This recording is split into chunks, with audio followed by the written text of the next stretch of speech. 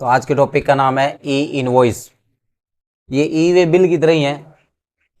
ई way bill किस लिए था? सेल के लिए। तो यह एक सेल्स इनवॉइस है। ई वे बिल में जहां आपको बताया था कि उसकी थ्रेश होल्ड लिमिट होती है कि 50,000 रुपए से ज़्यादा की अमाउंट है तो उसके लिए बिल कटेगा। इसमें कोई थ्रेश होल्ड लिमिट नहीं है, लेकिन इसमें एक लिमिट है कि जो डीलर यानी उस डीलर द्वारा ये बनाया जाता है, मैं पूरा लिख देता हूं, यह बिल उस डीलर द्वारा बनाया जाता है जिसका ईयरली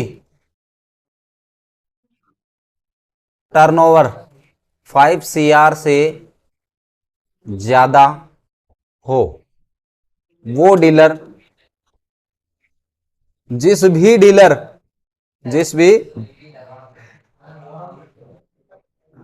रजिस्टर्ड डीलर को माल बेचेगा उसके लिए ये बिल बनाया जाता है। समझ में आई बात? इसमें दो बातें ध्यान रखनी है। पहले तो यह एक B2B इनवॉइस है, B2C नहीं है। मतलब हम भी रजिस्टर्ड हों और सामने वाली पार्टी भी रजिस्टर्ड होनी चाहिए। हमारे पास में भी जीएसटी नंबर है और हमसे जो माल लेके जा रहा है उसके पास में भी जीएसटी नंबर होना चाहिए। ये उसके लिए है, सबके लिए नहीं है। दूसरा, इसमें थ्रेश होल्ड लिमिट नहीं है, बिल की कोई लिमिट नहीं है। बिल की कोई लिमिट नहीं है। चाहे आप 1 रुपए का माल बेचो, चाहे 1,000 का माल बेचो, ये बिल बनाना ही पड़ेगा। लेकिन कब बनाना पड़ेगा? जब आपका ईयरली टर्नओवर 5 करोड़ से ऊपर हो, यानी बड़े डीलर के लिए ये। अगर हमारी कंपनी का वार्षिक जो सालाना टर्नओवर है, यानी जो बिक्री है, वो अगर 5 करोड़ से ऊपर की है तो हमें ये बिल प्रत्येक रजिस्टर्ड डीलर के लिए बनाना पड़ेगा। ये कंपलसरी है। इसमें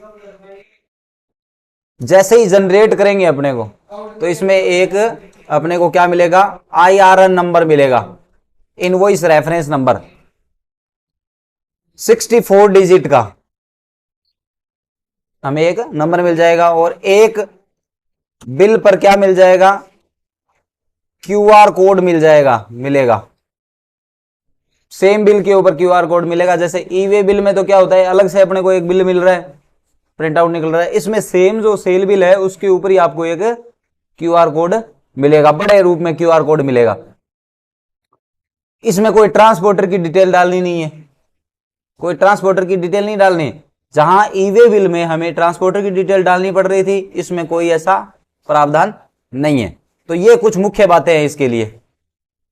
चलो इसको बना के देखते हैं। पहले तो हमारी कंपनी रजिस्टर्ड होनी चाहिए। आप यहाँ पे F11 प्रेस करोगे, यहाँ पे जाओगे और F11 प्रेस करके यहां से ई इनवॉइसेस एप्लीकेबल ऑन कर दोगे। इनवॉइस प्लेस फ्रॉम, कहां से माल जाएगा वो बता दिया, बस इतना ही बताना है आपने। अब चाहे आपका ई वे बिल ऑन है, कोई फर्क नहीं पड़ेगा, आपने इनवॉइस यहां से ऑन कर देना है। कंट्रोल ए दबा करके सेव कर दो। वाउचर पे जाओ, F8 की प्रेस करो। हम रजिस्टर्ड है, हमने जीएसटी नंबर लगा दिया, इसका मतलब हम रजिस्टर्ड है। अब हम बिल बना रहे हैं किसी एक पार्टी के लिए, एक कस्टमर के लिए। और ये कस्टमर अपना क्या है? रजिस्टर्ड है, लोकल है, रेगुलर है। अब चाहे ये रजिस्टर्ड हो, लोकल हो, चाहे इंटीग्रेटेड यानी आउट ऑफ स्टेट का हो, और रेगुलर हो चाहे कंपोजिशन हो, उससे कोई मतलब नहीं है। रजिस्ट्रेशन होना चाहिए, जीएसटी नंबर मिलना चाहिए इसका। तो मैंने यहां पे वैसे लिख दिया है कि ये अपनी लोकल पार्टी है, कोई रेगुलर डीलर है और रजिस्टर्ड है। सन्ड्री डेटर के नीचे बनाएंगे इसे। इसका एड्रेस वगैरह कहीं का भी हो सकता है। जैसे मैंने यहां पे लिख दिया कि ये कहां का है? जयपुर का है। जयपुर का आप कोई भी पिन कोड वगैरह है जो वो लगा लेना आप। और इसके पास जीएसटी नंबर है, वो आप जीएसटी नंबर यहां पे आपको भरना है। ये जीएसटी नंबर भर दिया, बस इतना सा ही काम करना है इस बिल के लिए। सेल्स, अंडर सेल्स एक आइटम ले लेते हैं, कोई भी एक आइटम ले लिया मैंने। आइटम 1 पीसेस के अंदर आइटम क्वांटिटी कोड लगा हुआ होना चाहिए। बाकी सेम स्ट्रक्चर फॉलो करना है आपने। HSN कोड भी आपका 4 का 6 का या 8 का होना चाहिए।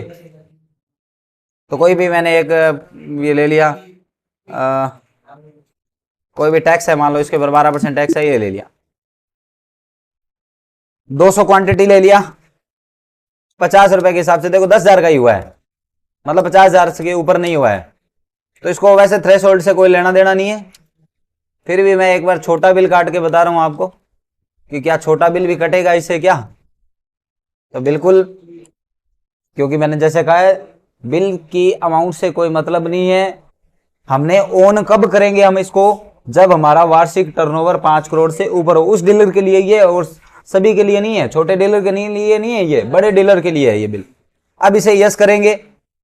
यहां पे अपने को बताना है बिल कहां से जाएगा, माल कहां पे जाएगा माल। अच्छा एक minute, bill to place two, कहां पे बिल जाएगा, जयपुर। माल भी कहां पे जाएगा, जयपुर। दोनों जगह पे सेम डिटेल डालनी है।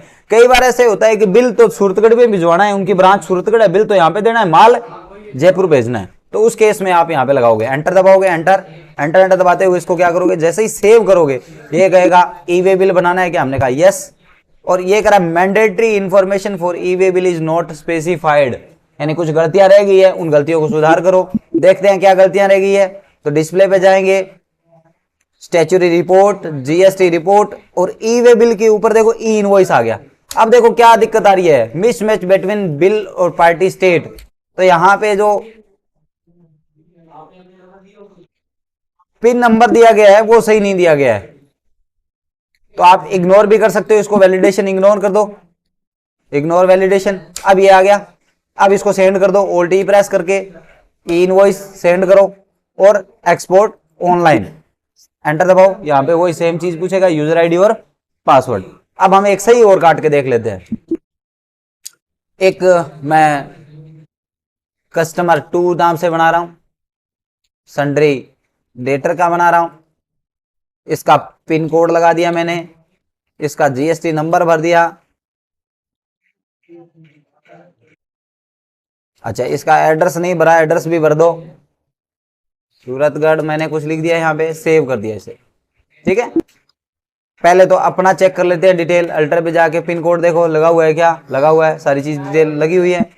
अब जा करके हम बिल बनाते हैं। वाउचर पे गए, F8 प्रेस किया, नेक्स्ट तारीख को बिल बना रहा हूं मैं। कस्टमर 2 सेलेक्ट कर लिया, सेल आइटम सेलेक्ट कर लिया, 50 आइटम सेल करने हैं मुझे, SGST CGST एंटर। सूरतगढ़, गढ़ से सूरतगढ़ ही जा रहा है माल, सेव कीजिए, ई वे बिल के लिए सेंड कीजिए और यूजर आईडी पासवर्ड, ई वे बिल पोर्टल का यूजर आईडी पासवर्ड लगाइए, आपका ई वे बिल रेडी है। अब एक जेसन फॉर्मेट में भी देख लो, कई बार हमें जेसन फॉर्मेट में बोला गया हो कि जेसन फॉर्मेट में हमें ई वे बिल भेजना है। तो डिस्प्ले पे जाएंगे, स्टैच्यूरी रिपोर्ट, जीएसटी रिपोर्ट, ई इनवॉइस पे जाना है अपने को। अब इनवॉइस देख लो कौन सा है, ऑल्ट ई प्रेस करोगे, ई इनवॉइस कौन सा बिल भेजना है, मान लो ये बिल भेजना है हमें, ऑफलाइन यहां से सिलेक्ट करेंगे, ऑफलाइन जनरेट ऑफलाइन यस करेंगे, कॉन्फ़िगरेशन करेंगे। अब देखो कॉन्फ़िगरेशन में क्या करना है अपने को, यहां पे बता देते हैं कि डेस्कटॉप के ऊपर आना चाहिए ये। और फॉर्मेट देखो ऑटोमेटिकली क्या आ रहा है, Jason data interchange format. Export पे क्लिक कर दो, ये फाइल एक्सपोर्ट हो गई, ये देखो डेस्कटॉप के ऊपर आ गया ये ई इनवॉइस। अब आप ये फाइल अपने ई वे बिल पोर्टल पर डायरेक्टली अपलोड कर सकते हैं। ठीक है, तो यहां से ऑफलाइन भी कर सकते हैं अपने जेसन फॉर्मेट में, और डायरेक्ट हमें ऑनलाइन डायरेक्ट यहां से टैली से ही हमें ट्रांसफर करना है डेटा ई इनवॉइस पोर्टल के लिए, तो आप यहां पे यूजर आईडी पासवर्ड लगा करके ऑनलाइन सेंड कर सकते हैं। तो ऐसे आप ई इनवॉइसेस तैयार कर सकते हैं। आशा है समझ में आया होगा आपको।